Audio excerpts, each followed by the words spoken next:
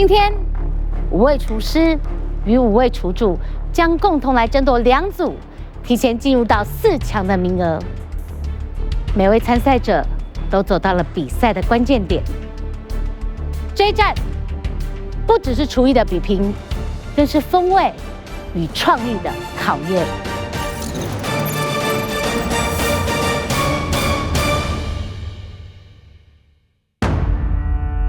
节目从刚开始的10组人到现在只剩5组人，我们的考验只会越来越困难。今天的主题是什么呢？什么东西？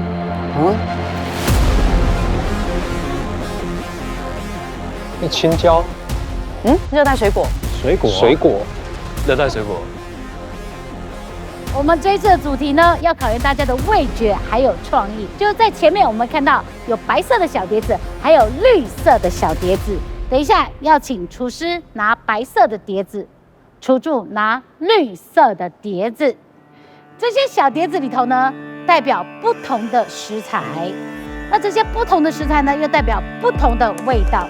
等一下我们会一一走到前面盲选，看看你们选到的风味是什么。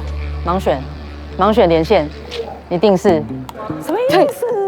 哦，所以每个人都不一样。所以就是什么配什么这样子吗？而且等一下还要抽人，对，你抽到那个人还要跟你能够搭的要味道，搭得起来。这也太难了，太难了吧这太难了。这谁想的啊？然后那时候我们甚至在猜说，会不会厨师是选 maybe 水果，艺人是选肉类，还是会不会抽到一个鱼配配香蕉？配西瓜，然后就是这样互凑。我想，哇靠，那怎么做？我们先从上一集的排名顺序来看看，第一位可以出来选的厨师是郑纯豪，请出场。选白色的，你觉得哪一个跟你比较有缘分？可以闻吗？你可以闻，但闻不到。叹气耶，叹气哦。好，哎呦，盖子拿起来，我们看看你抽到的是什么？哦，是盐，恭喜你抽到的味道是咸。还好，抽到盐，刚好是我蛮擅长的东西。盐巴也太简单了吧？酸甜苦辣5个。下一位陈永孝，最想抽到的不是酸就是甜，因为口味会比较好调整啊。可以走过来这里，不要害怕。哦，好，那就这个吧对。好，盖子拿起来就好。哦，是苦瓜，代表苦的风味。完了，他的脸有点苦的感觉。OK 吗？陈永孝 OK 吗？扣啊！啊扣啊，阿姨公扣啊，快不要弄了。拜托不要让我抽到糖，不要糖，拜托我不要糖。下一位施杰夫，想想看，你觉得哪一个拜托不要糖，好？拜托不要糖。啊，他说拜托不要糖，它是跟糖很像的蜂蜜，代表甜。甜，我最不想抽到就是我不想再做甜点，因为这不是我很擅长的地方。哦，我不想要甜啊，不能换哦。那就剩辣、酸下一位酸辣， Well， 还有3个碟子，还有3个，因为我们有6个碟子，感觉一下谁跟你会比较有缘呢？我们看到的是鲜鲜，因为有香菇，还有昆布鲜。你看，超红发威的，我觉得鲜是最好用的，鲜是百搭。就是味型的部分有酸甜苦辣咸鲜。其实我那时候看到这个题目的时候，我超级开心的，因为我觉得很有挑战性。紧接着 Jessica， 白色的盲选其实蛮好玩的，哇，就选这个吧。选到的是辣椒。辣好做，还行。酸没抽到，虽然没有抽到，好，这个是你们抽到的5种风味。绿色的呢，就是我们厨助要抽的啦。第一位林雨熙，有6个碟子。在甜跟苦中间的一定不是甜跟苦。我觉得应该没有关联哦，肯定没那么容易吧？酸，恭喜你抽到柠檬，代表酸。哦，酸甜苦辣咸鲜，他们也是啊。可苦确实不好苦很不好做，可以搭甜啊。不然我们俩一起吧。苦加咸啊，苦瓜咸蛋。第2位安心雅，对面也还有哦。对，看你喜欢哪一个。对，来看看你抽的是咸是盐，耶，恭喜，盐是我们料理中必备的，对，很 OK。下一个胡宇威，好可怕哦！到底怎么玩呢、想抽到什么？我觉得蜂蜜很可爱啊，盐巴蜂蜜在这边，我觉得这是王，这么魔鬼牌。不要在最中间。对，我旁边好了。真的就是蜂蜜。 Right， 你跟世杰夫好不一样，他很怕抽到甜的，可是你一直很想要蜂蜜。下一位，姚纯耀，姚纯耀，你想要什么？我不知道，我想要回家。辣，讲出来，我觉得辣应该不错。然后也还有，哎呦，哎这什么鲜，就是我们的香菇，香菇还有海带昆布。哎，纯要抽到什么？鲜鲜啊，鲜可以，鲜可以。对啊，可是你们应该也会想要鲜。对啊，紧接着蔡诗芸还有2种，只剩辣、苦跟辣还没有被抽走。 2、3、4、5、6、7、8。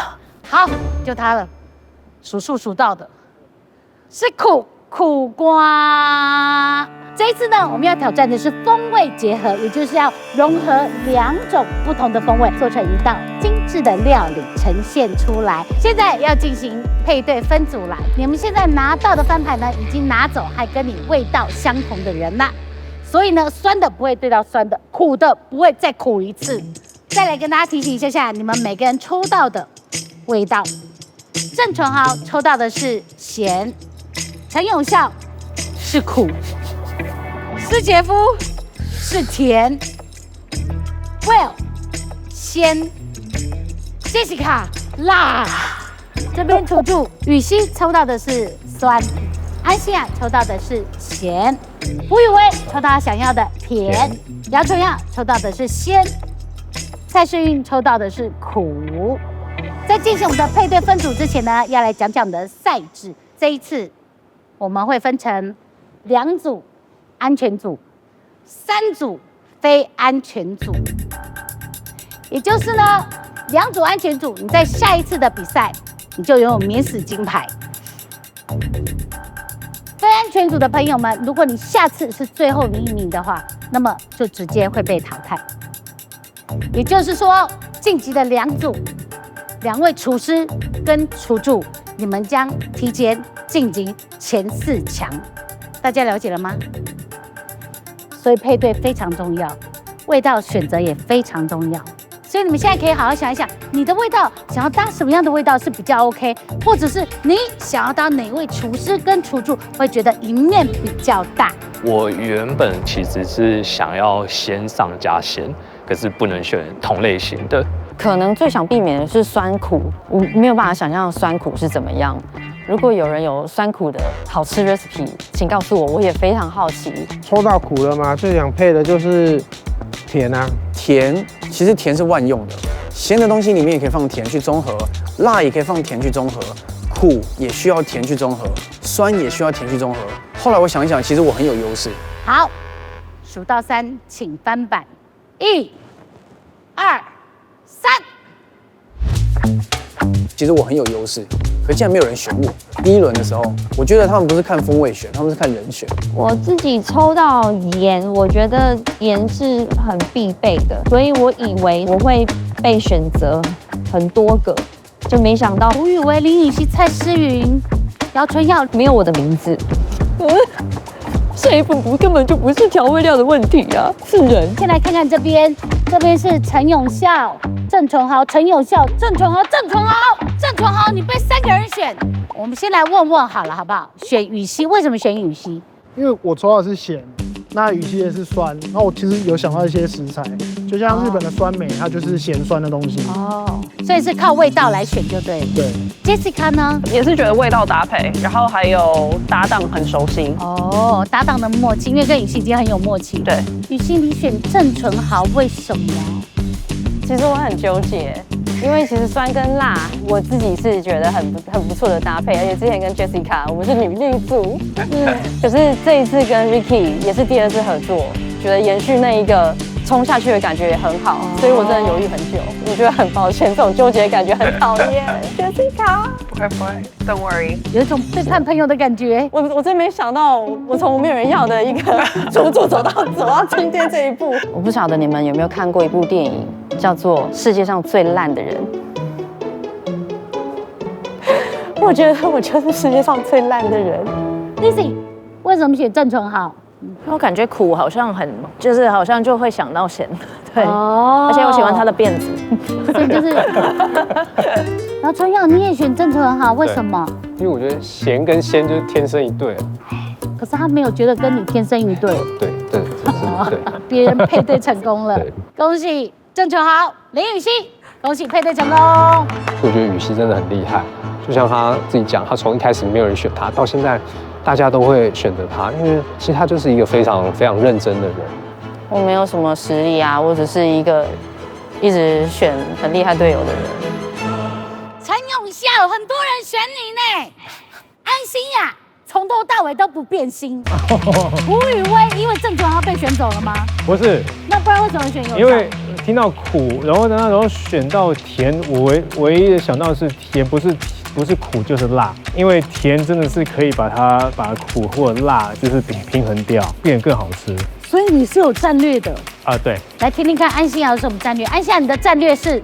我战略就是跟人，就是想说有那个情感跟默契啊，然后没事啊。我觉得可能他真的跟我一组很委屈，有时候心被伤过几次啊，他其实就是会慢慢麻痹，你就是已经可以放下了。我觉得我已经放下了，就是单身级地狱吗？可是永孝，你选的是胡宇威，因为苦嘛，苦就是通常会搭甜的，所以现在是在讲放弃安心雅的理由了，对吧？不是啦，就是以实际啦，以实际就是搭餐的那种食材的那种元素啊，对啊，就希望安心雅你不要再跟着我苦了，对啊，然后我就拿到苦瓜了，够苦了。好，恭喜你们配对成功！哇，初次，哎呦喂呀！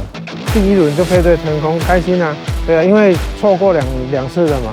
前2次的话，他选了我2次，我也没选他。后面2次我选了他2次，他也不选我。然后这一次刚好因为苦跟甜的结合，一次就配对成功。这边还有鲜，然后还有甜、辣，还有辣。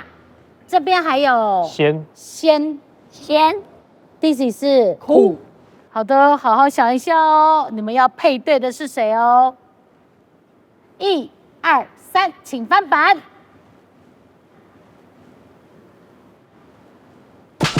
哇，世杰夫有2个人选，这边是蔡诗芸，哇，蔡诗芸跟 Will 没有搭到，但是有一对配对成功了，施杰夫跟姚淳耀。施杰夫你的是甜，配上淳耀的鲜，为什么会选淳耀？第一个是我们搭档过。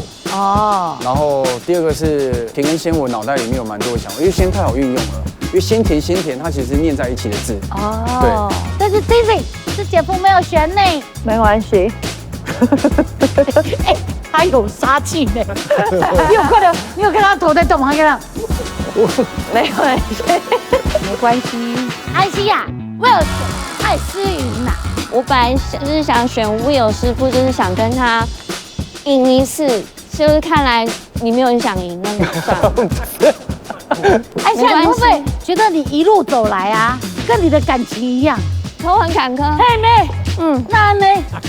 对啊，永孝被选走了，然后好不容易对 Will， 然后 Will 又选别人，对，很多次大家都选别人，没关系。而且你看你一层淘汰，都是常常说，刚开始在前面都是第一名，到时候都后面要被淘汰，你也算打不死的仗，不是啦。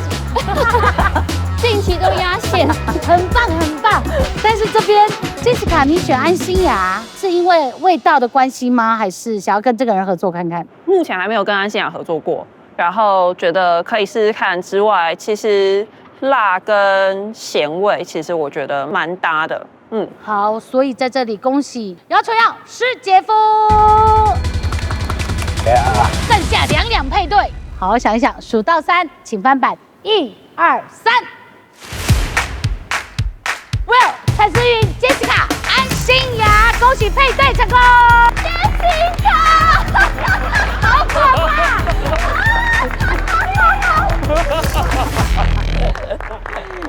讲住你。我想你跟着我一起苦，你知道吗？我觉得对于厨师的情感这一方面，真的不用太在意，可以换一个合作看看。其实这个经验也蛮不错的，因为没有真的实际一起搭档过，所以会有一点点担心。至于酸、甜、苦、咸、鲜、辣要怎么样融合在一起，蹦出新的滋味呢？我们7天后告诉大家。我们抽到的是咸跟酸，对，那我们会做一个法国一个很传统的蔬菜 terrine， 它是一个蔬菜冻，那它有很多，它有肉的版本、海鲜的版本、蔬菜的版本，因为酸分很多种。那其实刚好我第一集用了客家酸菜，那我不想要这一集又是用一样的食材，所以我这一次想用比较直接的果酸来呈现酸的味道，因为是梅子。咸的部分里面除了盐之外啊，我们外层会用火腿。用火腿的咸香来做一个咸味的连结，那就是一个需要非常细心的工作。为什么会选择这道料理？因为我觉得这道料理可以很直接的酸跟咸。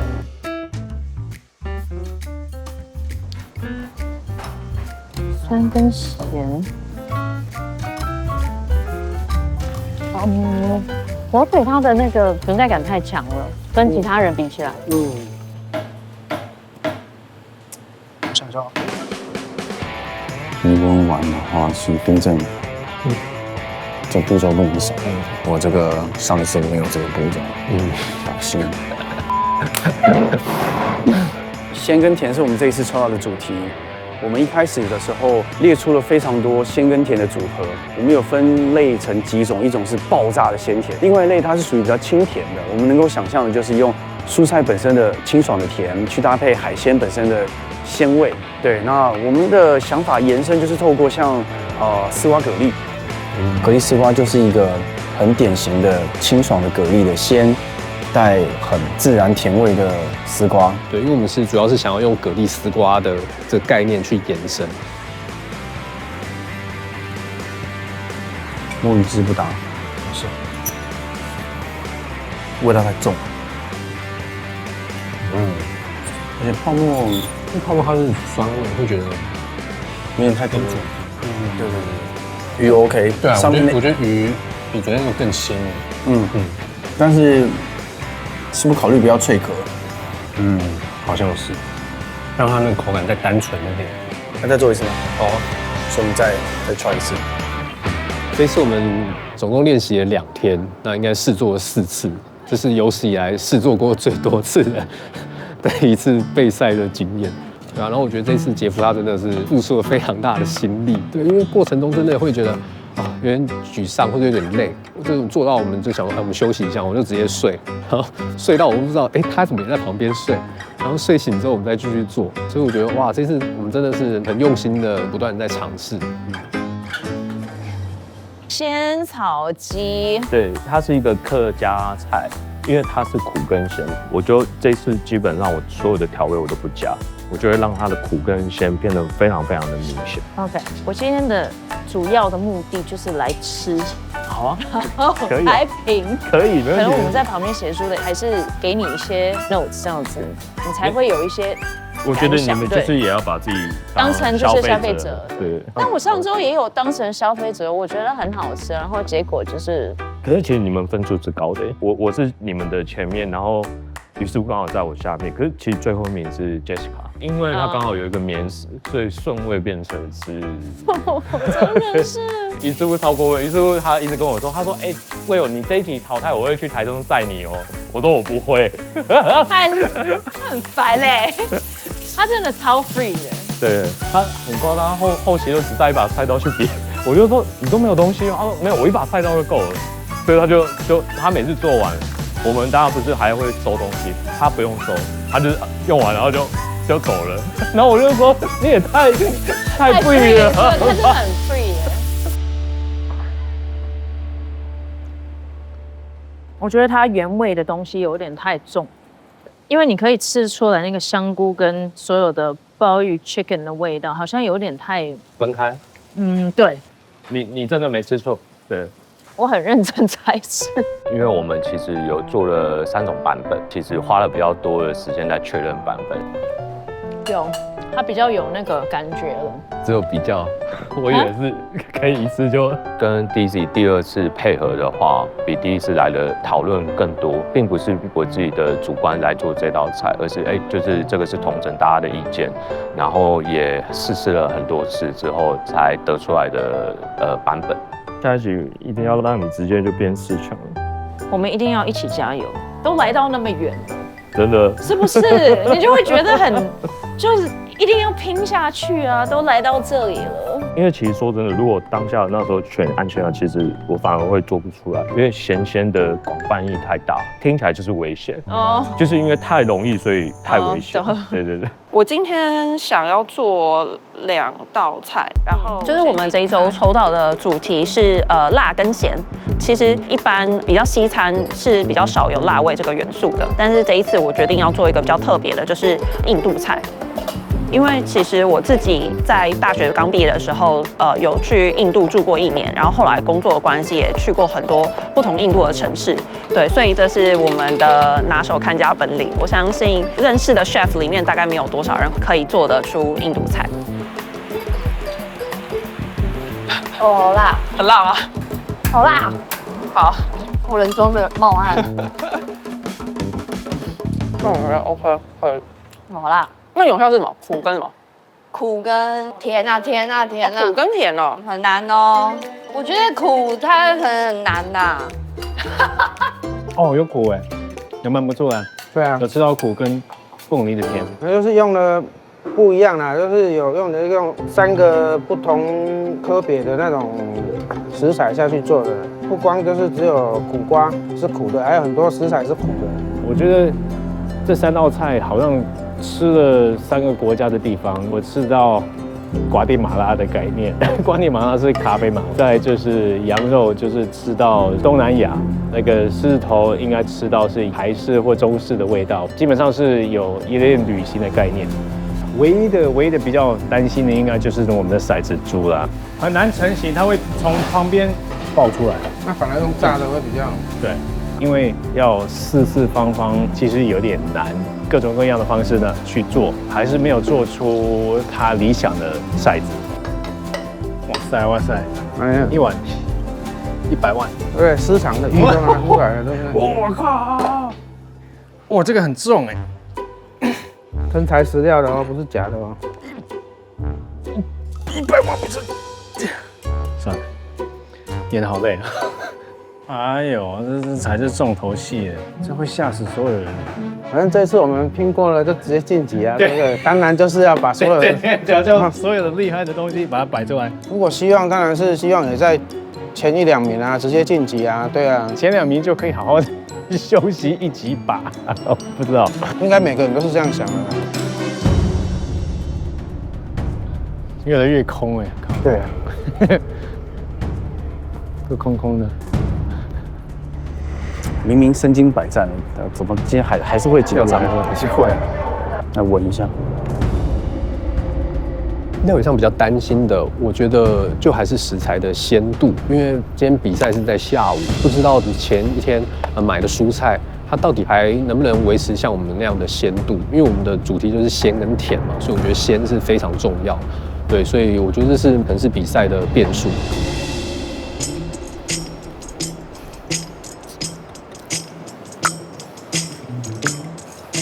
你要吗？你要做那个吗？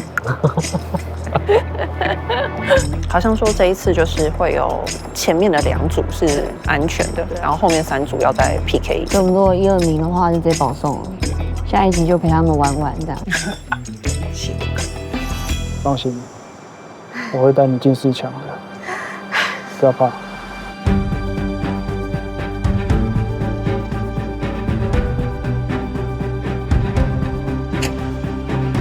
组别越来越少，但是也代表大家离冠军越来越近。今天请到的飞行评审来自于香港，他以深厚法式料理的底蕴，再加上对台湾在地小农的敏锐理解，创作出许多风味与层次丰富的料理。他就是米其林1星餐厅 The Newt 的主厨古俊基，欢迎。Hello， 大家好，我是古俊基 K。2022年有荣获这个米其林年轻大厨的奖项，拥有15年的法国现代料理的经验，现在是台北米其林餐厅典礼的主厨。我现在料理风格是比较回归基本，以轻盈不生机的技巧，用台湾食材去回归纯粹，用自己独特惊喜的菜式传递这个法式料理的真诚。其实当评审的时候会留意几个方向，就是我会看他们的煮技力。煮一个菜就是你要从头到尾整个过程是怎么做，他们的呈现出来的味道、摆盘、风味有没有切合这个主题，都是很重要。今天的5组参赛者都已经在流理台前面了，一一来为大家介绍。首先第一组施杰夫、姚纯耀、Jessica、安心雅、郑纯豪、林雨熙、陈永孝、胡宇威、Will、蔡诗芸，好可爱，手势越来越多，现在还会跳舞。好，上一集我们提到我们会分成2组安全组跟3组不安全组，但是今天我们要告诉大家，有可能不止2组进到安全区，但是也有可能没有任何一组。因为今天就在吃评阶段得到蓝灯的组别，才可以顺利进到安全区。这样大家了解了吗？不了解。这么狠？他不了解。没事，亮蓝灯就对了。他最好给我按下去。好难哦，我找不到。一定要拿到，一定要拿到。亮灯。本来他上一次的规则是说，前面2名可以在安全区，后面3名要厮杀，但看样子不是。设计比赛人真是蛮讨厌的。平常心嘛，就亮当然是最好啦，不亮的话，其实也是这样才会刺激嘛，后面才会刺激啊。如何融合2种不同的风味，然后跳脱以前原有的框架，就要靠大家的实力还有创意啦。90分钟比赛正式开始。哇！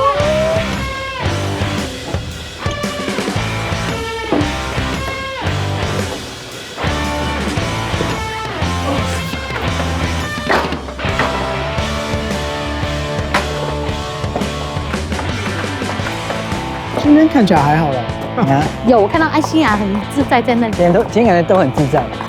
我跟他合作，我觉得之前可能是对师傅很有信心，这次是我除了对师傅有信心，对自己也很有信心，因为我们是真的练习的时候就假装像是在比赛的一样，就是有计时间，然后就是所有的过程我都 run 过一遍。好的，那我们就计时开始喽。好嘞。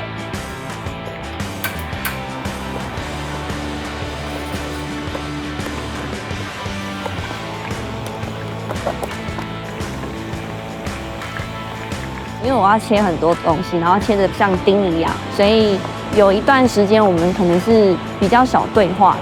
我在切的时候，我第一次感觉到，我好像静心了，就是专注在当下，然后就还蛮喜欢那个过程。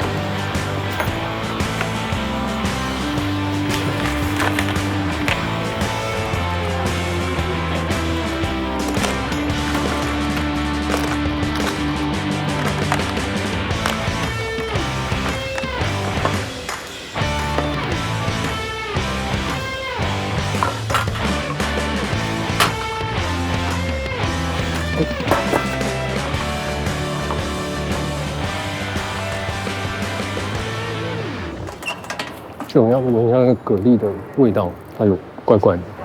真的吗？可是这样应该还好。你去后面拿他们蛤蜊，拿他们蛤蜊。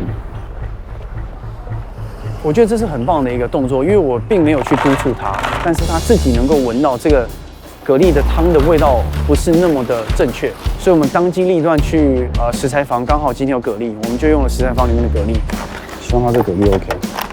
所以我觉得我们最重要的就是那个高汤，因为我们要炒蛤蜊丝瓜。那个汤如果不鲜，如果会有一点点味道，我觉得都可能会是有点扣分。而且那个汤只要一煮了，然后要跟鱼汤混合，这如果有一点任何味道不对，那就几乎是没办法重来，因为我们鱼就备了那2只而已。所以我就觉得有味道，我们就怕有疑虑，就是要换掉。可以，觉得可以。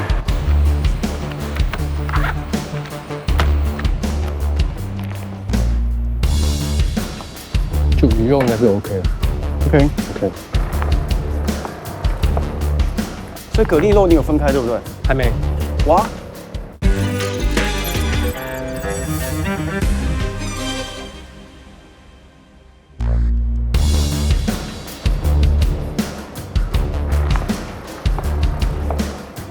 所以蛤蜊肉你有分开对不对？还没。哇。就是我的意思是旧的跟有，这是新的，这是新的。旧的我放在旁边。吓死我了。OK。我想说你把761旧的放一起。鲜跟甜是我们这一次抽到的主题。那我也说到，我们延伸的方式是透过蛤蜊丝瓜。我们希望他这一次吃到所有的甜，来自于高汤本身的甜，来自于蔬菜本身的甜。然后鲜的部分的话，我们就希望它是透过蛤蜊、干贝，还有甚至一些蔬菜本身特殊的香气的鲜味，让整道菜就是非常舒服的鲜跟甜。姜片、瑶柱也都下分布。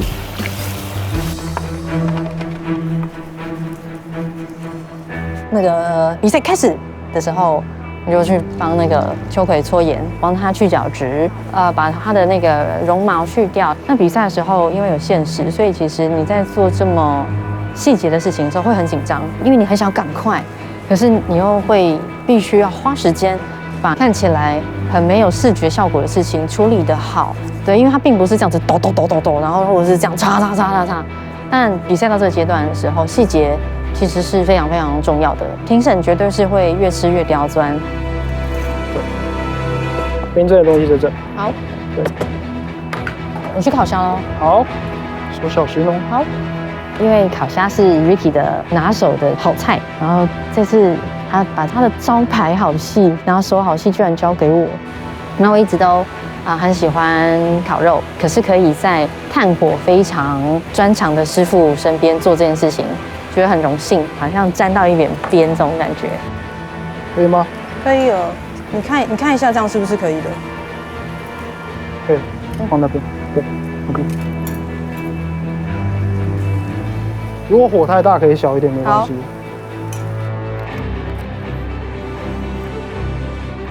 西芹我帮你处理好了。Oh my god， 谢谢。下一步就准备盒子了，对吗？对，然后都可以起来，然后拿去冰箱。不用盖住什么？不用。好。我们的题目是咸跟酸。我们这道菜看起来很简单，但是其实复杂性很高，尤其是用在比赛。它是法式的一个蔬菜冻。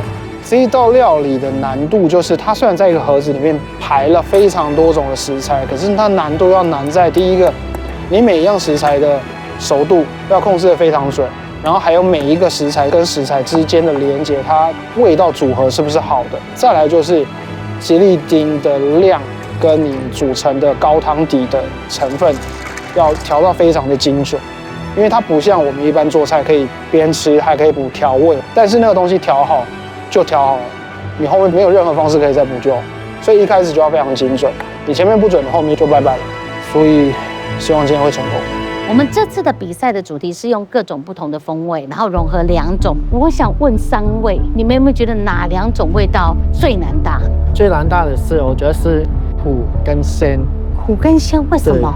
因为呢很突出，很明显的风味。如果能够要融合在一起，是一个很困难的事情。而且食材又很极致这个味道，因为酸跟甜，我觉得是很平凡，就是酸跟甜的组合。对。但是苦跟鲜是一个很明显的，会有冲突的。但是要把它融合得很好，就是很靠技术。那师傅，我把干贝跟这些全部都放进去哦。对，人参帮我留一点，那个是待会留一点点煮人参酒的，可以。人参可以多，人参可以再多，人参可以再多。Daisy 是苦，我是鲜。那我们2个准备的话是人参的仙草鸡，因为仙草它有草本味，那人参也有它自己本身特有的苦味，那酒也有苦味。鲜味的部分的话，其实我就是利用土鸡腿的蛋白质跟干贝，然后还有鲍鱼跟生香菇的部分。那我们做土鸡腿，我是做一个鸡肉卷。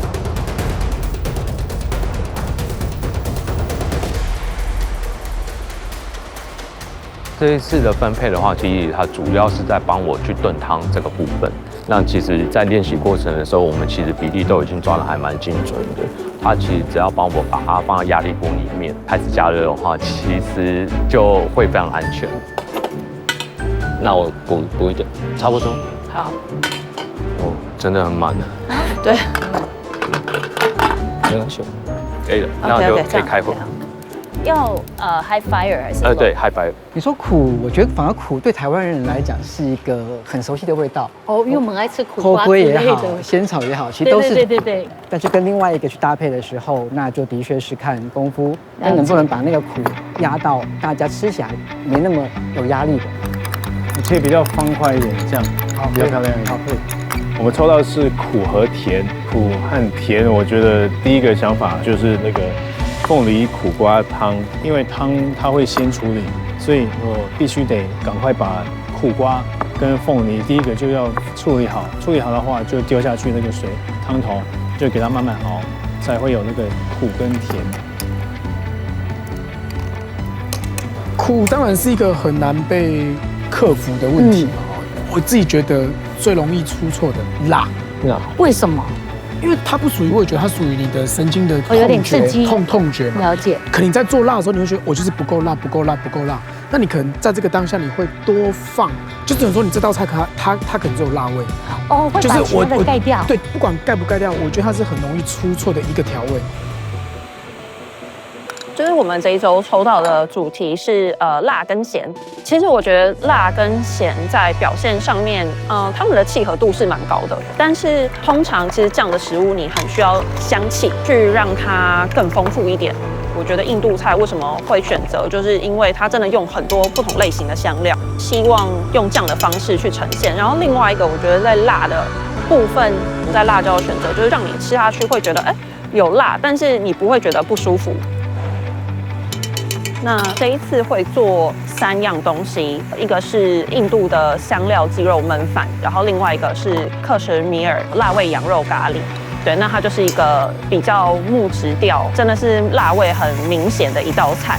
那我们会再做一个 raita， 就是印度他们的优格蘸酱。那通常他们配这种很辣的菜肴，有时候就是为了稍微缓解一下，他们就是会配优格。所以大概是这3样。薄荷叶吗？不是，这香菜。那可能刚混在一起，没关系。你不能长这样。哈，想骗我？嗨 ，Hello， 你好，你好，又在菠菜？哪有？那有哪一天过来没有看到你在菠菜的？对，我切的，我切的。拿食物调理机来切就好了。手切比较有诚意吧。那时候我在切薄荷，那个和顺凯评审本来经过的时候还说，你们做那个印度咖喱啊，就是全部用料理机打碎，你干嘛要切菜？我就说自己切比较有诚意啊。然后一讲完没多久我就切到，然后我本来还想说装没事，不行，那个血好像流的有点多了，我就只好赶快冲去全村的希望医护站。Jessica 你好，嗨 ，Hello， 你的伙伴呢？我不知道，他刚刚不知道是去洗手间还是什么，他刚刚才跑出去。好香。安夏，请问你在干嘛？戴手套啊。你为什么会戴那么久？因为我中指有点肿。为什么中指有点肿？不好意思说。啊，我要去问。你刚刚切到？对啊，你刚开始初次包的时候比较大包，所以手套戴不进去，还心理姐帮我一起戴，蛮不好意思的。你可以吗？可以，谢谢，小心，加油，不要再那个。停吗？可以，没关系，没事，慢慢来。我觉得他还是很积极，就是没有把自己当做是一个受伤的人，就是想要再继续回来帮忙。这个 lemon zest 啊，你有刨过 zest 吗？刨了，就是柠檬皮屑。这样。倒过来。这样啊？是这个在这边，这个粗粗的要在上面，这样子。对，谢谢。没事。小心小心。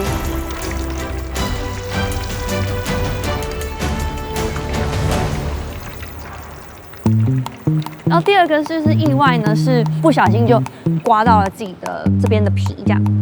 哎，好，没关系，还来得及，还有一点时间吗？对，还有，Don't worry。觉得 Jessica 师傅很好的是，他一直跟我说，没事，我们时间还来得及，慢慢来。然后我就会比较没有那么紧张，然后好好的去再包一个。没关系，慢慢来，我们不急。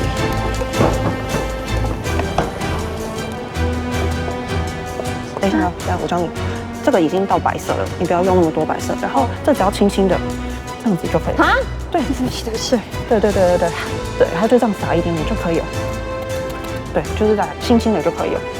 是哦。对。那个是小小的，这样子轻轻抛就好了。我想说自己在干嘛？其实可以不用受伤的。真的呢？对啊，不用了。在干嘛？然后我觉得这个伤口反而不会造成我心情上负面的东西，因为我从以前到现在做菜从来没有受过伤，今天是第一次受伤，我就觉得自己好像离厨师之路更进一步，其实是蛮有成就感的。我觉得这个东西留在我身上的痕迹是感觉自己很努力。你还好吗？还好，这不是做厨师的一个必经过程吗？对。我觉得新雅表现蛮好的，说实在的，虽然可能新雅之前在节目的形象，大家都觉得哦，她比较多在可能节目效果上啊等等之类的。那我觉得有一点翻新我自己的认知，然后我觉得也很好，就是说其实有时候女生就很容易就是落入一个框架，就是卖萌啊等等之类的。对，但我觉得其实她真的做起事情来也很认真。哦，赞哦，漂亮哦。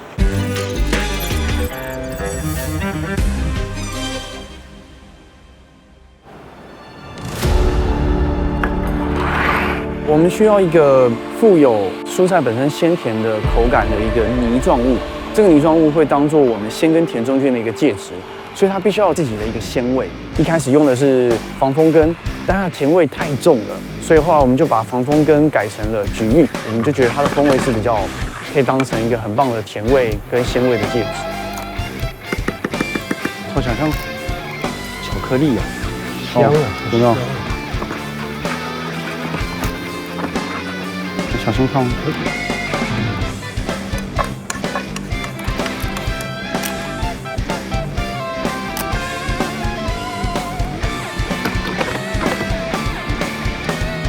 了，煮好了。怎么样？有瓜味吗？有哈。需要再加吗？应该 OK， 你喝喝看。OK 吗？瓜有还有需要吗？瓜我等下再给你一点。来修。防风我要的话，就是你轻轻的削一条，但是要尽可能从头到尾。因为它削的越长，真的炸起来，它会越多曲折越完整。断掉了就算了，但是我们不要直接拿断掉的短的去炸。OK。因为防风根它的味道带有一点点像芹菜的香气，但它本身有释放很多的甜味，所以我们需要它带一些不同的香气去支撑整个菜的甜味还有口感。我们最主要是用它来增加口感的部分。好了，接下来动作非常关键，冰镇，对，冰镇。因为上次节目他很在意它的鸭肉没有先冷冻，然后再去煎，所以导致过熟。所以这次我们就不断提醒，我们一定要鱼肉低温烹调之后，一定要去冰镇它，然后再来煎。冰块要覆盖在上面吗？冰块要。那些肥肉我把它处理掉，鸡腿。好。就是苦瓜鸡嘛，就是那个鸡肉打成泥，做成类似一个狮子头的形状这样。打碎了之后，就把鸡慢慢的挑出来，所以我把它抹开的时候，看到筋就慢慢挑，慢慢挑，慢慢挑，慢慢挑，慢慢挑。哇，有效！它这台其实筋真的是有切得很碎，挑大条就好了。对啊，其实它鸡腿肉的那个筋还好。那我也挑得差不多哎。鸡肉我放这边。好，那你先帮我切这个柠檬给我好了。好，可以。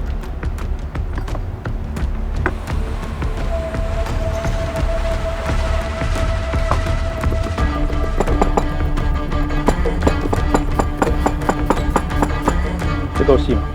再细一点。再细。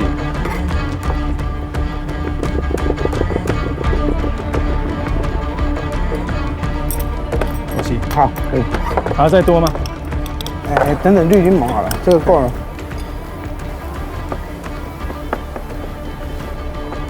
在我身上，我花最多时间应该是在切2种柠檬皮，然后就是要切很细、很细、很细，主要是不要吃到太苦的味道，也要吃到它的鲜味、它的香味。其实它柠檬皮那个香气刚好是压制羊排的腥味。好了，可以，这样给我就好。哦，这样就可以了。就我直接打。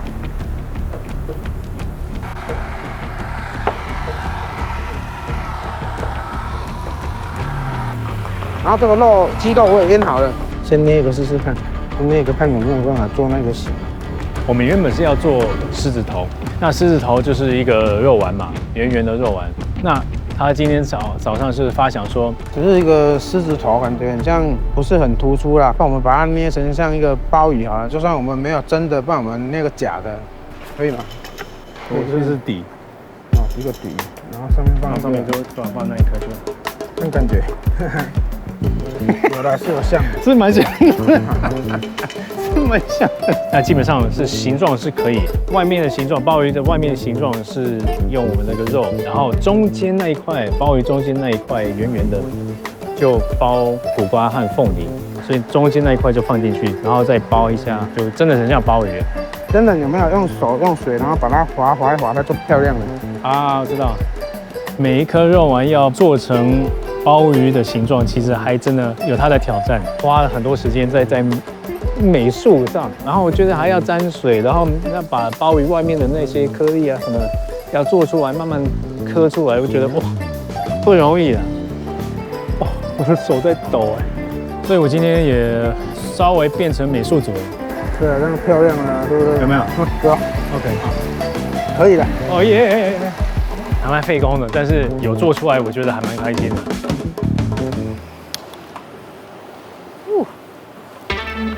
看起来好很赞。对呀。那个其实是米酒，那我想要先把米酒的酒气挥发，然后跟红枣、然后党参跟枸杞，然后先做一个人参酒，当做一个液态的调味。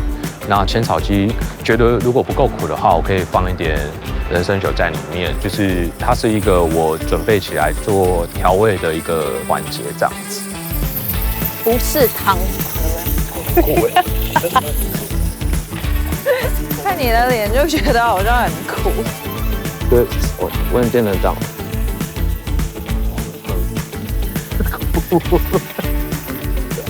很棒。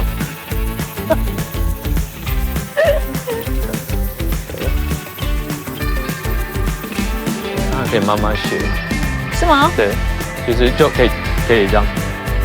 哦，小心，对不起。就可以靠着就可以慢慢学，小心。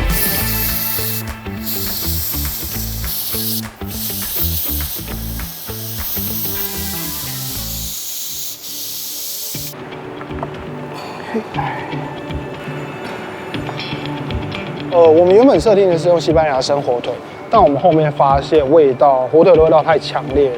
因为 Ricky 一直在想，那如果不是火腿，能怎么办？或火腿应该怎么调整？这样火腿，我就在我的脑海里面去搜寻所有我可以找到的资料，因为你的老大在困住了。后来在车上的时候，我觉得我就鼓起勇气，火腿如果换成熏鲑鱼呢？哦，可以。它也包得住，然后也是咸的，然后但不会那么咸。可以。然后搭配我们其他的。哦，像又是酸奶，哦，可以，熏鲑鱼可以。然后 Ricky 就有一种好像醒过来的感觉，而且我们的 sauce 是做 cream 嘛，我就想起以前做空服员吃早餐，那个最喜欢去拿就是那个熏鲑鱼啊，然后它旁边会有那个 sour cream 这样，然后他就采纳了我意见，所以我非常非常开心，让我长出一个自信，然后我就觉得很有成就感。OK， 酷，可以。大丈夫？大丈夫。可以。OK， 我去拿下子。好。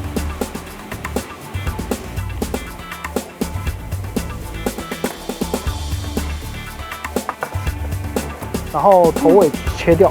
好，这样子切多一点。到对这边。对，不然我们交换。好，你来控制这个长度。Switch。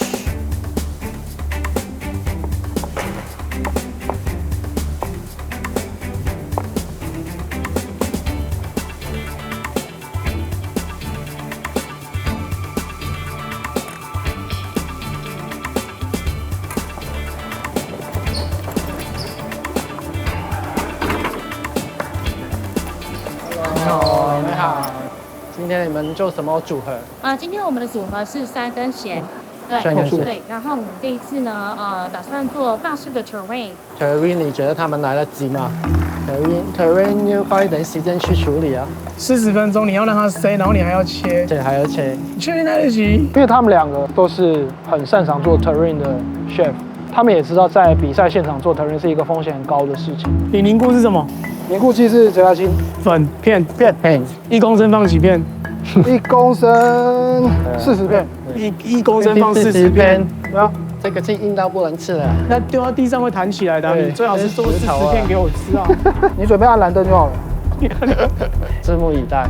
以我们以前在厨房的经验，40片的那个硬度，如果在正常餐厅隔一个晚上，那个是丢到地上会弹到天花板那一种。可是因为这是在比赛现场，我要很短的时间内让它凝固，所以我用的也是很高分量的比例。他一定是觉得哪来的胆子敢做 terrine， 不然又说我们没走出舒适圈。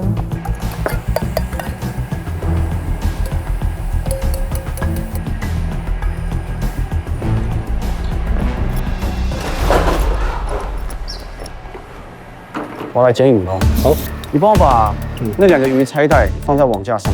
OK， 因为我们在练习的时候有不小心鱼肉拿比较快，鱼肉就有点散掉，所以我在拿的时候就非常的小心，我怕如果一失手它变成2半，我就觉得哇，那我真的赔不起。而且因为比赛已经到后段了，这个只要有一点错，就是你没有办法重来，所以我宁愿就是慢一点，然后好好的把它拿出来。鱼皮这边压干。对。然后撕起来的时候要小心撕哦，不要把鱼皮给碾走。包括在擦干它表皮的水的时候，其实我都很怕一撕起来，那鱼皮跟那个厨房纸巾一起撕起来，所以就很谨慎，这样慢慢掀，慢慢掀。这样够干吗？还要再干一点？可以。好。如果今天是单纯煎一块鱼，在一个比赛上面，我们还是会担心说技术性不够。对，然后因为我们是不断在试说鱼肉要怎么样让它达到我们自己想要的口感，怎么样才会最鲜，然后又甜。那最后我们是选择就是用在鱼肉把它剖半之后，然后在里面加入干贝做的慕斯，然后把它合并在一起，然后再去低温烹调。其实我们在低温之前，我们还有用滚水去先汆烫个25秒左右。一开始你没有高温去烫它的话，肉吃起来会糊糊，吃起来会粉粉的，所以我透过sous vide的方式、低温的方式去让我的鱼定型。所以其实我们是先烫过，再低温，然后冰镇。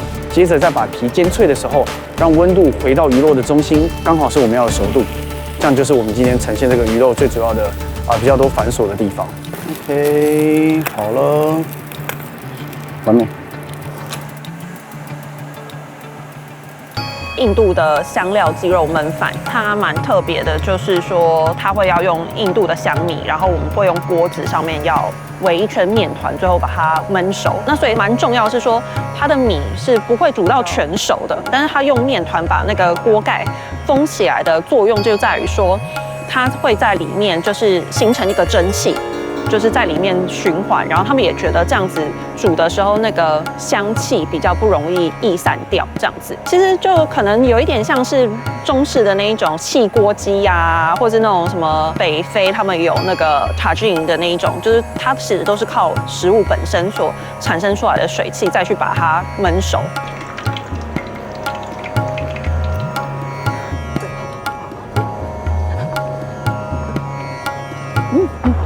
OK 吗？够了，应该蛮辣的。比上次辣，比上次辣，对，好辣。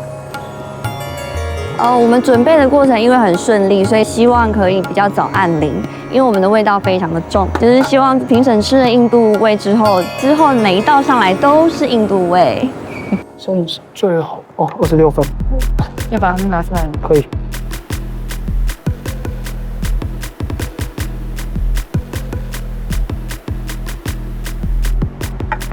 另外呢？拜托。OK， 可以。拜托。拜托你很拜托。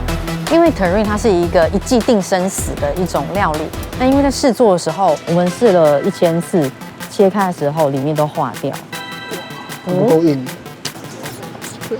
哦，它会散，就觉得天哪，我的吉利丁洞去了哪里？就在我在的时候，从来没有做成功过，真的是必须要拜托神明，让我这次成功。因为那个打开，如果没有，那我们没有机会再重做了，很可怕。OK， 漂亮。然后这次做了调整之后，我第一次亲眼看到调整之后的本人。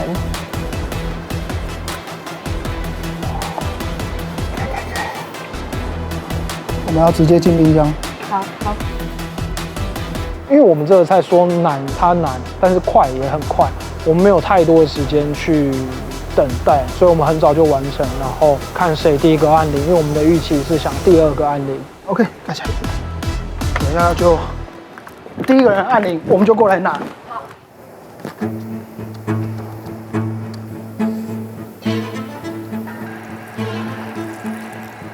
这个其实就是算我们中式有一道就是咕老肉嘛，但是咕老肉是做圆的，其实它的目的就是说比较短的时间在腌制比较容易入味，然后第二个就是它炸完要去炒的话，它的汤汁会渗透进去会比较快，比较有味道。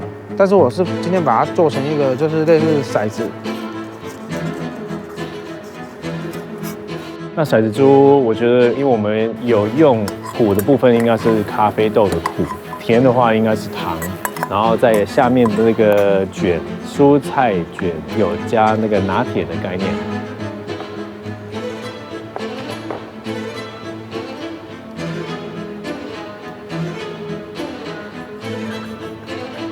可以啊 ，OK， 真的可以呢，很可爱，超快。应该要边点下去的时候要把它吹凉。OK。那个也是花时间的，只是因为时间的限制，我们就没有办法给那个骰子量一些，就不会那么的容易晕开啊。3斜的1、2、3，然后斜的1、2、3、4，我想说5，不可能，5真的是会，然后到6一定整个都会变有线条，觉得不对，反正就是外观看得到就好了。哦，我尽量了，所以我今天真的是变成美术组了。必须，我们先拿出来。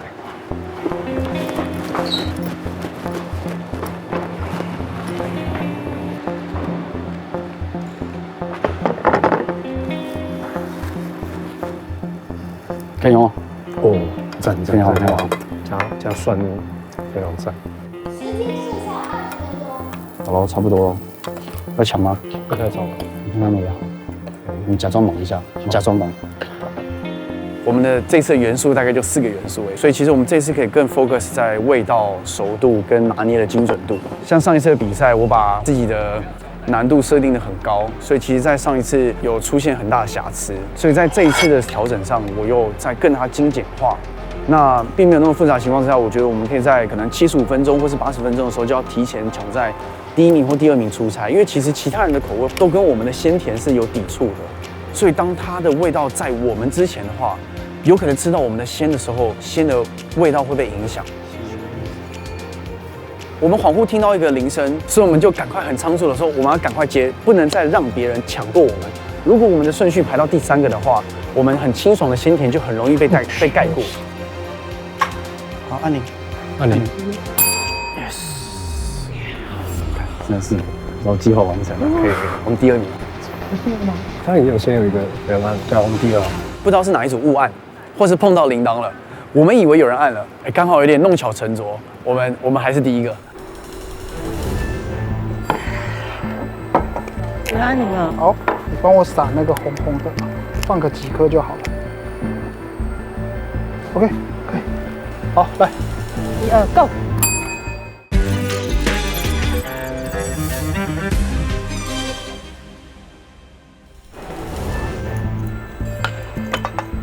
有人按嘞。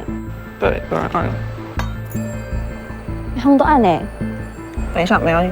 我今天的菜，坦白说，就是在技术层面算是比较偏保守一点，但是我相信味道本身应该是还不错的。但是我觉得就是这件事情，我不确定对于评审来讲会不会觉得说啊，就是好吃的家常菜，然后技术含量不够。对，那当然我也可以选择说把印度菜做得更 fancy， 但我自己又会有一点担心，说是不是会失去了它原本该有的样貌这样子。所以我觉得这对我来讲是一个蛮困难的取舍。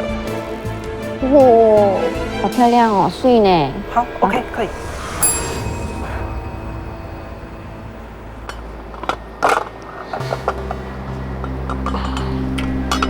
Oh my gosh！ 我把那个鲍鱼拿起来。可以，这味道也太赞了吧！对啊，感觉很超多精华，这个真的很补哎。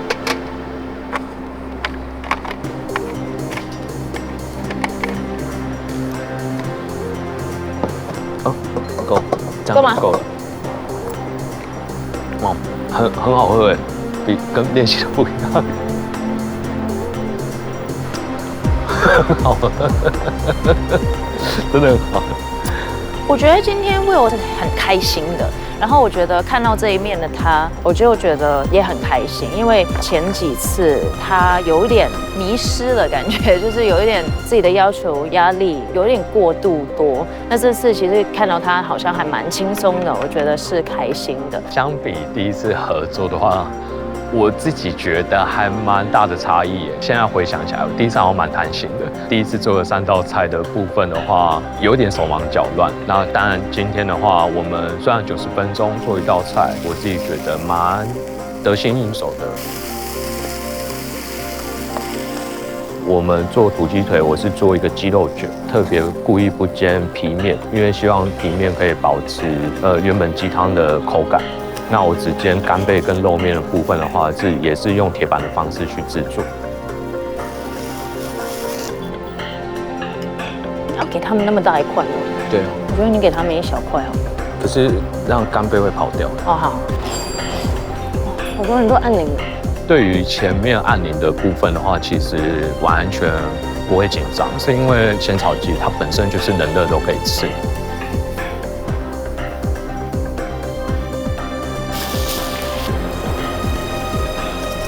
那点缀在上面的时候，再烤过的人参，把它刨成细丝在整个仙草鸡上面。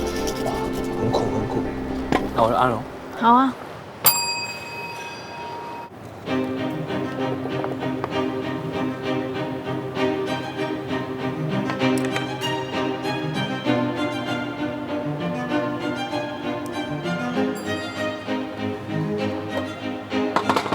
我先吃看看，看够不够。够，很甜。等下你要不要柠檬还没上？好，很好吃。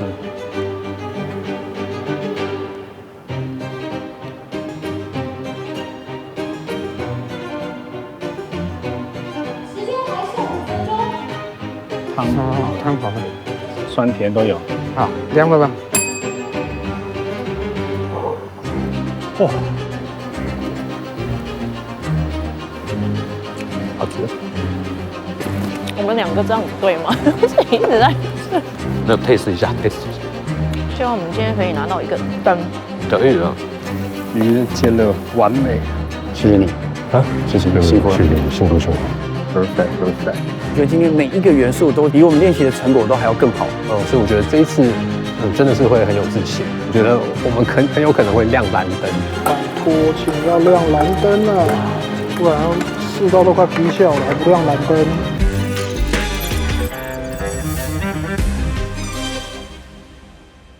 吃评时间，今天现场超级香，连我口水都快要流下来了。今天如果你的菜非常好吃的话呢，我们3位评审呢就会按钮。如果我们3位都按钮的话呢，桌子就会亮成蓝灯，代表你呢直接进到我们的安全区。进到安全区就代表你下一集有免死金牌，也就代表你直接进到了前4强。所以今天非常非常的重要。好，首先第一组。师姐夫姚纯耀，请上菜。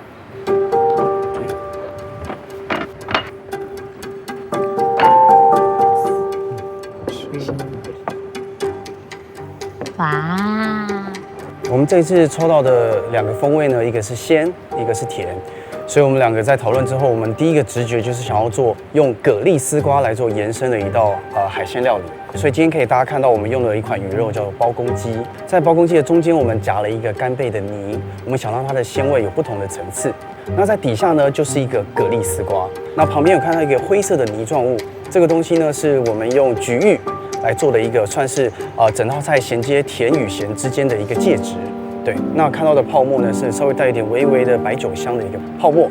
那在上面的脆皮呢，它是用防风根，因为防风根本身带有一些芹菜的香气，我们觉得跟海鲜是很搭，所以这整体就是我们想呈现的一个鲜与甜的概念。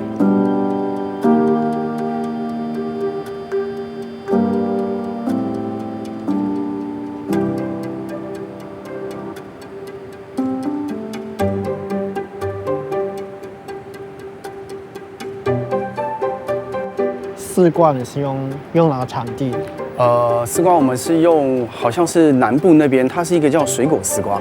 OK， 它长得圆，形状是比较圆的。对，我们没有用一般的长的那种丝瓜。那它的土味也会比较少。不知道是想要问问看，我们到底是用哪里的丝瓜这么甜？对啊，然后因为我觉得是因为Jeff 带我去滨江市场，然后那边的蔬果行的老板就推荐我们用苹果丝瓜，因为它就是比较脆又甜。它其实是有些是说它可以是生吃的。那我觉得这样可以生吃的等级的丝瓜去做，那就是一定好吃。而且我看 Chef Kai 他是吃到有点欲罢不能。Kai 你快吃完了耶！第一次吧？哎呦，感觉好像蛮满意的。我第一次看到何顺凯吃我的菜吃的这么多，觉得有可能啦。我今天的味道有符合他的喜好。要请你们把手放在按钮旁边。评审，请按钮。嘿，哎，没关系，等一下再来听听看，谢谢你们，谢谢。OK， 今天我们做到了。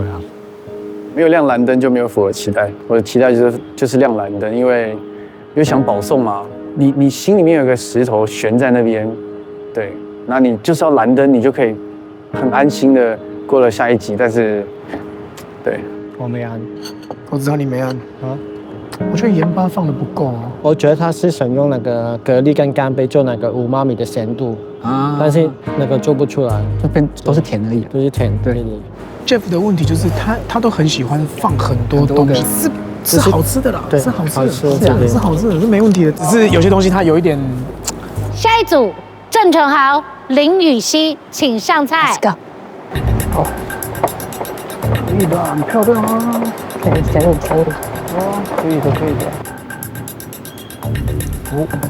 好美哦！应该没想到，太大，想不到对，好不好？这都是蔬菜水果，没有淀粉，不会很大份。健康的，健康的。对，因为这个 portion 凯一定会说太多，不 fine。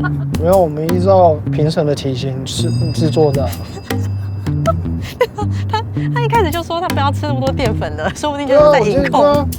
对，我知道你不吃淀粉，我给你蔬果，还有蛋白质，优良蛋白质 ，Come on， 我们对你多好。各位评审好，那我们今天做的是野菜的 terrine， 我们俩的主题是酸跟咸。那我们想要让酸跟咸这2个味道明确一点。一开始 idea 是来自俄罗斯冷汤，然后俄罗斯冷汤的基底是用酸奶。那我们后面觉得可以挑战一下自己，所以我们把它做成 terrine。那外面是用熏鲑鱼，中间的高汤啊是柴鱼高汤加日本的腌梅子。那最底下有 sauce 是用酸奶跟酸黄瓜，还有石螺，那可以搭配着下面一起吃。你这次好像是5组里头走比较冷盘的这个料理，对，跨出我们的舒适圈。什么？你说跨出我们的舒适圈，挑战自己。对，干嘛特别对开说？对。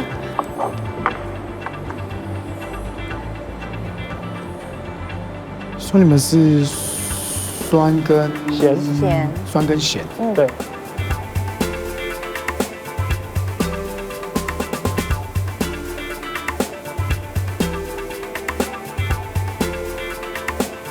为什么会外面选用那个烟熏鲑鱼去包住这个 terrine？因为我们有试过其他的食材，那也试过伊比利火腿，因为我们希望让咸这件事情再多一个不一样的味道。试了几样食材，我们觉得组合起来的效果没有这么好。那后来宇希有提议用熏鲑鱼，我们试过熏鲑鱼搭酸奶这个组合，其实是普遍大家都蛮喜欢的一个组合。然后这次的奇力丁有一个很特别的特性，我们有加过一些含有果酸的一些食材，比如说奇异果等等，可是冷冻之后它会完全把奇力丁化掉，包含去皮的小番茄。对，所以我们这次才没有去皮。所以魔鬼真的都在细节中哎。好，所以评审又认真的伤脑筋一下了，数到3，请按钮。1、2、3，评审请按钮。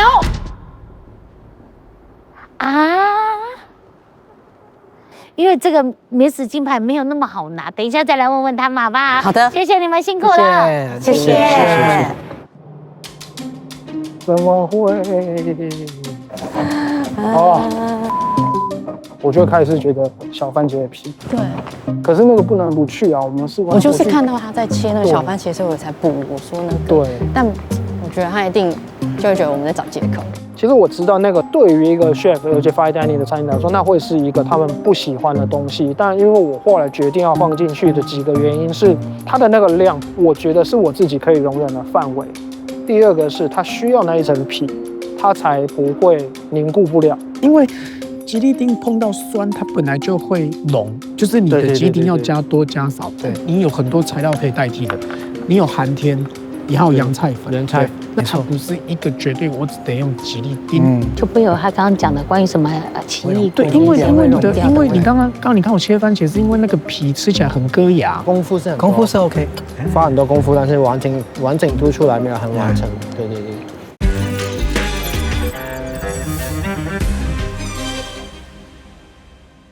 刚刚那组也没有亮灯，对不对？对，都没有。好吧。马上进到下一组 ，Jessica、安心雅，请上菜。哇啦，谢谢。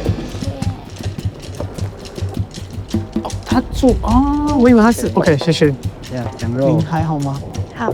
怎么会左手又换右手？没事。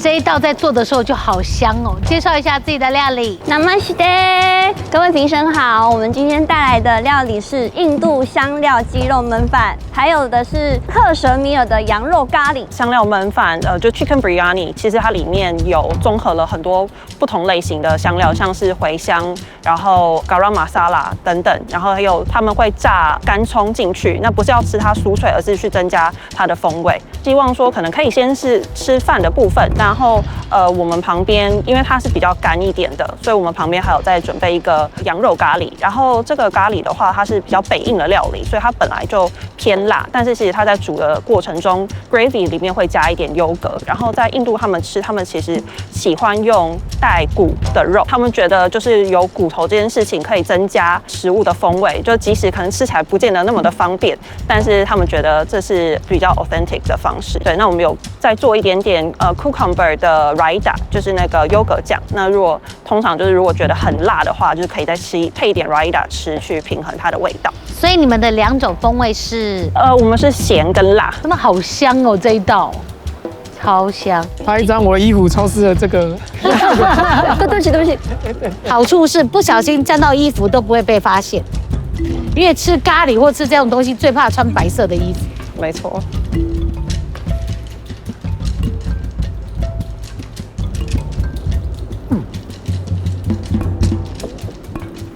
蛋是下去炸，是不是？对。一般来讲，他们其实是会用水煮蛋，但是我就想说，可以做一个香料溏心蛋，就是蛋黄有一点流质的感觉，其实也可以跟那个米饭有更好的融合，然后比较不会那么干。然后因为饭比较干，所以可以配咖喱的那个 gravy 一起吃。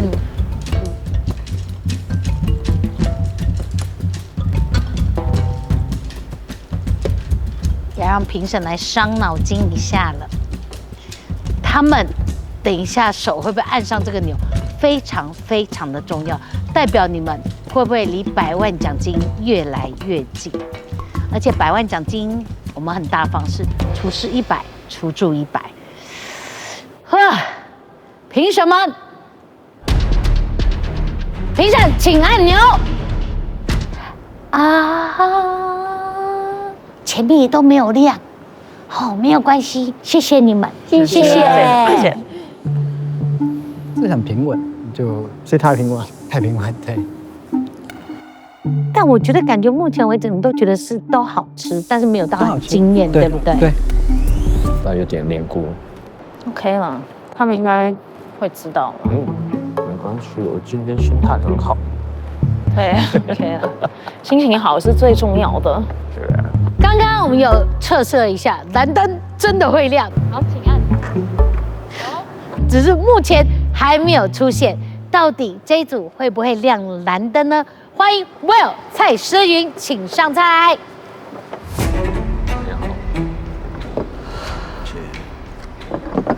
谢谢。我们今天做的风味是苦跟鲜，所以我想要做一个客家的鲜草鸡，所以我把土鸡肉的部分的话，我用了日本干贝打成慕斯之后挤在里面，那我下去低温完之后，就没有刻意去煎那个鸡皮的部分，是因为想要保留原本鲜草鸡的鸡皮的口感，所以我只煎那个干贝面这样子。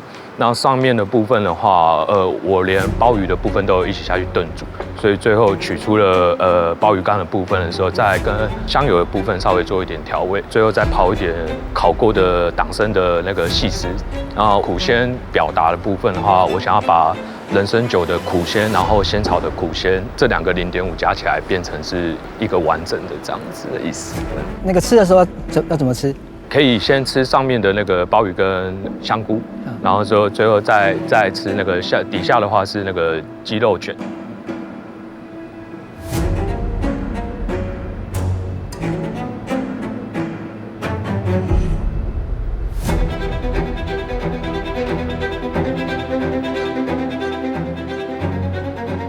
我就看他们在那边分那个鸡肉分很久，然后他们3个就是一直在那边讨论，这个看我的这个鸡肉，我很想要听他们在说什么。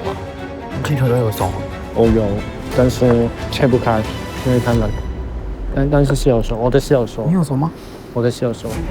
没有，没熟，我没熟哦，没熟。我感觉好像是 Chef Kai 看到某一块鸡的部分，然后可能没有够熟。怎么会？好，评审们把手放在你的按钮旁边，1、2、3，评审请按钮。好像刚刚有一点小小的争议 ，Will 好像也感觉到了，对不对？好，没关系，我们等一下再来看看到底是什么状况。谢谢。当下没有拿到蓝灯的想法，就是我应该说服 Will 切一小块给他们。当然，因为里面有包了一个干贝的慕斯，所以我自己觉得不是太适合切。应该就跟 Will 说没关系，我觉得你可以切一小块的干贝，然后就一小块的蘑菇。有点后悔没有坚持，但是因为我觉得我也是尊重 Will 的想法啦。这是没有熟，你的比较快。这个不是烂的，这个是没有熟。但是它味道是有做到的。我说，它如果离火起来，好可惜哦。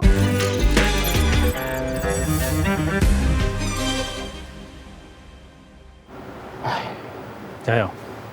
最后一组，陈永孝、胡宇威，请上菜。一切就给命运了。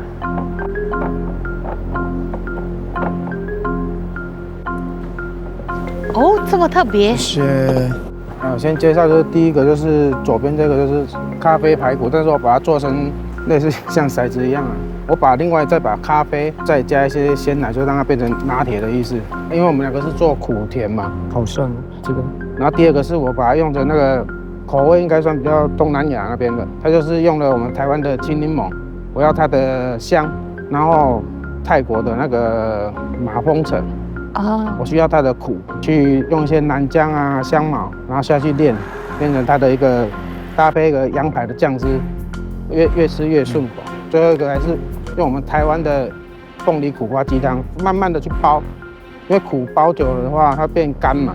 对，就是苦苦干干又顺顺的甜苦苦干干又顺顺的，就对。很好。有没有建议的顺序？可以先吃那个咖啡的那个咕老肉那个。它味道比较重，它就是因为苦味跟甜味带比较重。然后下面我是因为有炸虾子和类似拿铁，把它还有生菜，就是让它再温和一下，我们再吃后面这样。哎呦，古师傅吃光哦，完食哦，分量比较少，分量比较少。凤梨苦瓜鸡汤其实是很常见的这个家常的菜账，可是你好特别把它弄成一个丸子的对，样子。因为就是开玩笑，就是说，经费不足了，就是把那个肉打成泥，然后他的巧手去把它就做成一个类似假的鲍鱼，就对。哦，了解。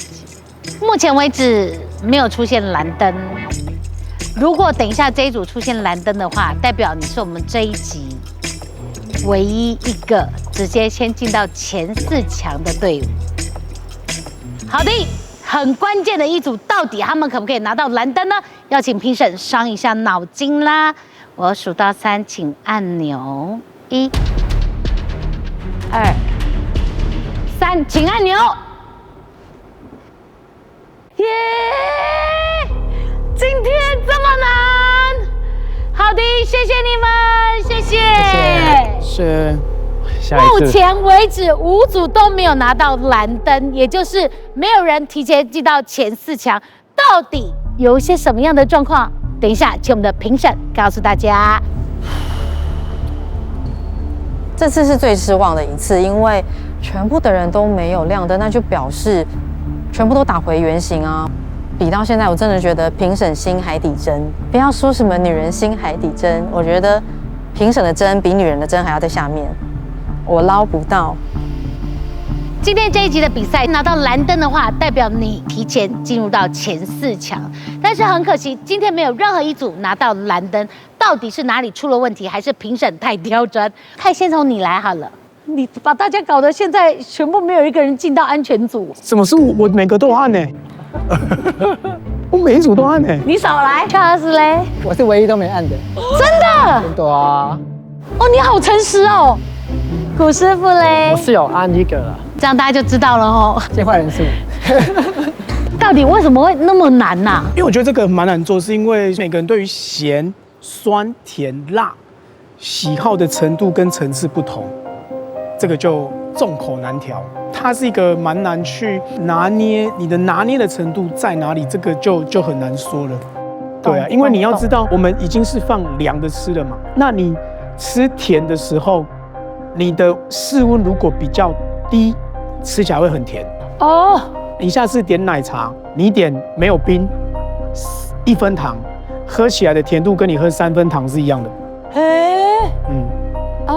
所以你在温度下面的味觉的反应，它会比较迟缓一点，所以它会有关于今天我们给的分数跟给大家的我们讨论的一些综合的事项。了解。对。那其实我们今天吃到的 overall 来讲，其实每一组今天其实没有不好吃的，今天都好吃。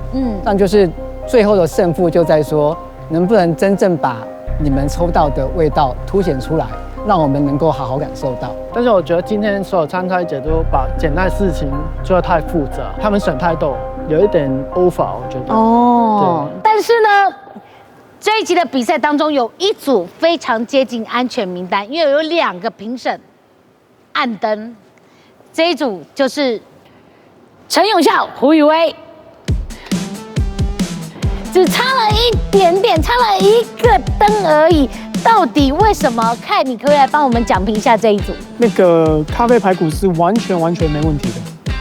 这道菜我认为做的相当的成功，就完全没问题。你那个是完全是苦味，后面接甜味，完全没问题。哇！那羊排就是甜，你也很聪明，你想到用柑橘类的苦，是，但你的那个 coffee lime 跟 lime 的味道没有在 sauce 里面，不够苦，不够。最后的汤我认为是败笔。为什么？那个汤是汤色很不清，然后它整个味道都糊在一起了。然后那个鸡肉泥是我们讲的 mushy， 就是糯，就是霉的，对，就是一个泥状的东西。对啊，如果你可以做一个 consomme 清汤，你有味道可以，或者是你做一个苦瓜丸，或许会来得更好。陈永烧这个组合，然后我是给他最高的分数。但是为什么最后有一个就是他做一个凤梨苦瓜汤，有化学天珠，如果他没有做那个，我觉得他会很高分数。但是2个评审按钮，所以恭喜你们是这一集的第1名。另外一组是唯一一个得到1个灯的，就是有一个评审按钮，它就是结合甜跟鲜的师姐夫姚纯耀。我觉得杰夫这次进步很多，对，但是菜刚端上来的时候，我就看到说，哇，怎么又弄得这么复杂？对，就是一样的甜，又用了蛤蜊丝瓜，你又用了防风根，然后你又用了你的菊芋。我觉得说鱼是鲜，你的干贝泥是鲜，你的慕斯是鲜，然后其他的4种是甜。我觉得哇，你用了8个元素在你的这道菜里面，但我觉得这次的确有做到你想要达到的部分。防风根炸的，的确好吃，然后的确像你讲的一样，微甜最后有出来。那菊芋嘛，也是最后这点甜味，但是有点多了啦。但是我觉得跟你想要的表现是完全没问题的。当然，唯一可惜的是在鲜这个部分，可能烹饪的手法也好，或者说食材本身烹煮过程中流失掉了也好，鱼跟干贝的鲜味并没有好好的凸显出来，造成它的平衡是甜盖过于鲜。但是刚刚我在偷听他们讲话的时候，他们说这应该是我们这9集吃过最清晰的一道菜了。OK， 杰夫做的，真的。为什么会用清晰这2个字？味道的主线是很明显的，但蛮可惜就是太多东西，对，就是从第1集讲到今天还是没有变。不懂为什么要放白酒泡泡，你为什么不放蛤蜊泡泡？其实我每一次比赛都在想尽各种办法，让我自己的料理再更精简。我每一次都觉得我已经减到不能再减了，但对于裁判来说，可能还是多了。对啊，可能我就是多余了吧。我想问看Will跟蔡诗瑜，其实刚刚在视频的时候，你们自己也有看到。是出了一点点状况，对不对？但我没有借口啊，就是我看到 chef 他们就是评审他们，本来他就是切不断的嘛。所以你没有料到端出来的料理，其实那个鸡肉是没有熟的。对，看到的时候，我自己连自己测试的时候，我自己吃的那一块都是熟的。可是我要告诉你们哦，其实他们在吃的时候，我有听到 Charles 讲 ，Charles 说味道很好，苦跟鲜的部分都有达到这个部分。那在吃的时候，我们先吃最上面的香菇跟鲍鱼嘛。那我觉得我有铁板烧里面经常会用到干酱。干酱本来就口感的东西，我觉得用得非常好。然后我本来想说应该稳了，但没想到下面的时候鸡肉第一个切不太断，对，就觉得真的没有熟。哎呀，我觉得真的是很可惜，因为我觉得在概念上跟味道上有抓到这次的主题。调味也没有问题。我有就是不懂，每一次都是不熟的东西跑出来，我真的是永远百思不得其解。要不要去拜一下灶神之类，还是？最后最基本的地方没有做好，就觉得蛮不爽的。当然是对自己不开心啊。郑淳豪、羽西，咸加上酸，你们这一组非常特别，因为所有的都是热食，你们是走比较冷盘路线的，怎么那时候会想到要做这样的菜？评审们也是建议我不要再做日本料理，不要再炸东西，所以我在想说 ，OK， 那就挑战一个我自己其实心里很清楚，这道菜在比赛中呈现是一件非常危险的事，所以没有进去，我也必须跟羽西说真的非常抱歉，因为做了一个很冒险的决定。很棒啊，我们真的看到跳脱自己的舒适圈。古师傅可以帮我们讲评一下吗？如果做得很好，会很高分数。它这个因为咸跟酸嘛。但是整个吃起来是没有融合到，我吃起来是所有食材是分开，对，我所有食材全部挖在同一个汤匙一起吃，但是里面的咸度只有那个鲑鱼，只有鲑鱼有咸度，然后那个酸度只有那个 sour cream， 但是腿味里面的食材，那些蔬菜都是没有，只有蔬菜的味道，那你为什么要做一个腿味呢？对吧？就是我建议可以改变一个方法去做，鲑鱼卷在外面是 OK， 那个 sour cream 可能你都卷在里面做一个 mousse， 那整个吃起来就会比较融合。然后那些蔬菜你可能用不一样的，因为你吃主题是咸跟酸嘛，你就可以做一些 pickle 啊，去 pickle 蔬菜。然后咸的部分，可能你可以做一个 anchovy， 就是把腌鸡的放在里面，我觉得是会比较更融合。还是会想踏出自己的舒适圈，因为毕竟都来这里了，所以还是会想挑战自己啊。当然可能脚步稍微小一点。对，我不会让这一次的执教白白浪费，我一定会把它当做下一次的火箭喷射燃料。Jessica、安心雅，两个女孩是辣加上咸，一样，请古师傅帮我们讲评一下这一组。我先讲辣吧。辣其实有很多层次，不一样的层次。你可以做发酵 fermentation 啊，可以做就是一些鲜的辣，但是整个菜我吃下去就真的只有辣感哦，没有体现那个咸感。因为我知道印度菜是很多 spicy 嘛，很多风味，但是我觉得是风味有太多，反而没有衬托出那个辣的味道，没有衬托出那个咸的，它只有很多风味存在一起整个菜里面。然后，但是辣的层次没有出来，因为你要做一个很 modify 的一个 spicy 的 flavor， 那个 profile 它并没有跑到那边去，对，它就是你的辣吃进去，然后香料味结束了。抓的那一条线跟评审的那条线没有完全对齐，我觉得就是跟我自己预期的不太一样，但是不管怎么样，我觉得呢，大家都非常的努力，而且看到你们认真的样子，真的非常帅气，请给自己掌声鼓励一下，谢谢。这一次没有人拿到蓝灯，下一集的比赛呢，是我们前进4强前最后一次的淘汰，也就是下一集的最后一名要离开我们，所以下一集的组队非常重要，因为要走一起走。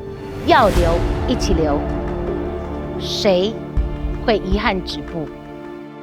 今天没有得到那个蓝光，比较可惜，就差一点点。但能得到第一名，我觉得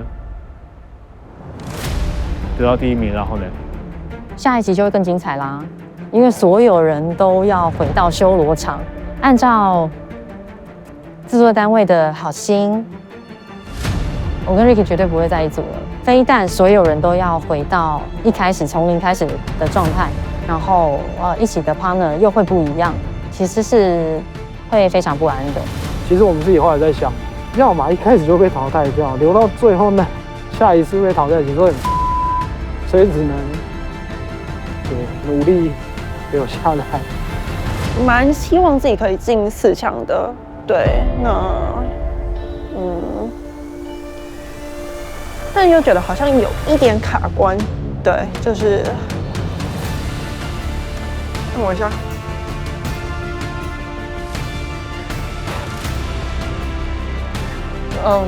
我觉得反过来说，就是觉得自己其实除龄没有很长，就是可以留在这个舞台上那么久，也不错了，希望下个礼拜可以调整好自己的心态，毕竟我觉得做4强应该是蛮刺激的。